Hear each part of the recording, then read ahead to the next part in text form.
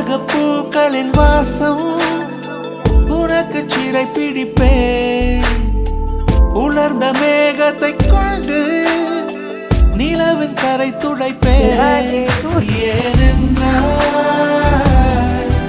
உன் பிறந்த நாள், ஏனென்றால் உன் பிறந்த நாள்.